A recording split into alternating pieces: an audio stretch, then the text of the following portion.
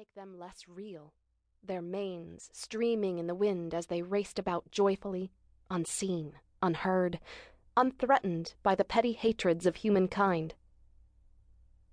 It would be a long time before spring came to those heights, but the snow was already beginning to melt on the hillsides. The gold cross and red-tiled roof of an old Serbian Christian church stood out starkly against the grays and browns of late winter. Why did the Serbs hate us so? Though, to be honest, most Albanians hated the Serbs just as fiercely.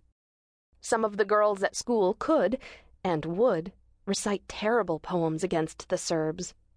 She could never understand hate like that. Baba had always taught them to respect, not to hate. But he was not like other people. Even now, just a few feet away, her two little brothers were playing war. Was that fun? It must be. They played it every day, although they knew Baba disapproved. She tried to think of spring and blossoms and the return of birdsong to the garden. Adil's yell broke her reverie. "Meli, tell Isuf I'm the KLA man." "No," Isuf said with the practiced authority of the older brother. "You're a Serb. I'm the KLA soldier." "Meli," Adil begged. "Isuf always makes me be a Serb policeman. Tell him to let me be the KLA man. It's my turn." Meli sighed, keeping her eyes on Vlora's frilly new dress as she took it off the line. She wouldn't want to drop it. The ground was still muddy. "Stop fighting, boys. If you can't take turns, find some other game to play."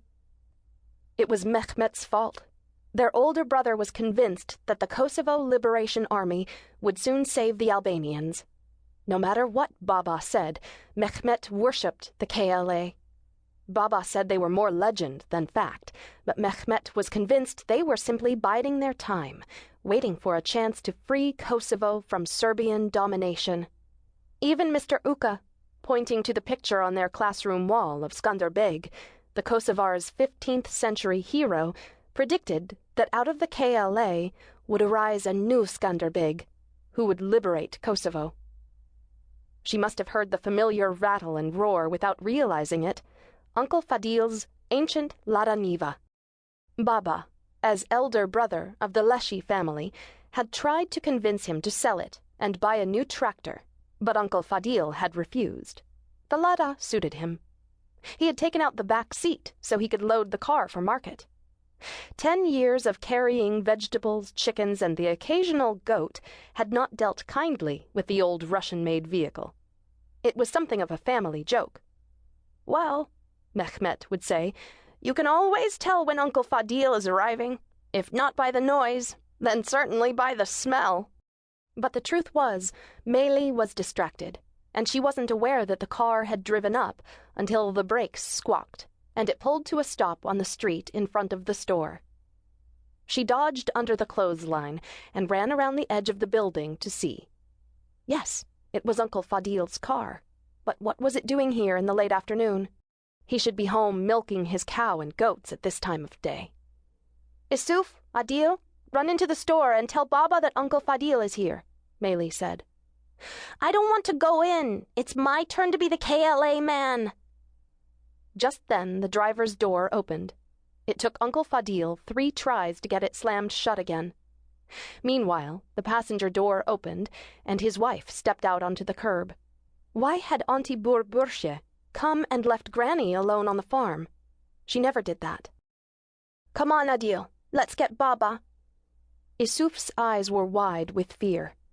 Even at 8, he was old enough to realize that something was dreadfully wrong if both his aunt and uncle arrived unannounced. A chill went through Meli.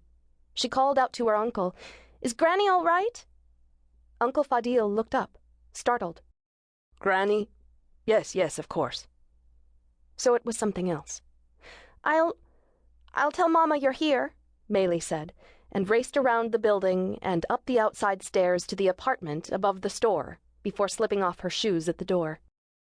Before long, the whole family was assembled in the parlor. Uncle Fadil and Auntie Burburshe took the 2 upholstered chairs, while Baba, Mama with Vlora on her lap, and Mehmet sat on the couch. Adil and Isuf propped themselves against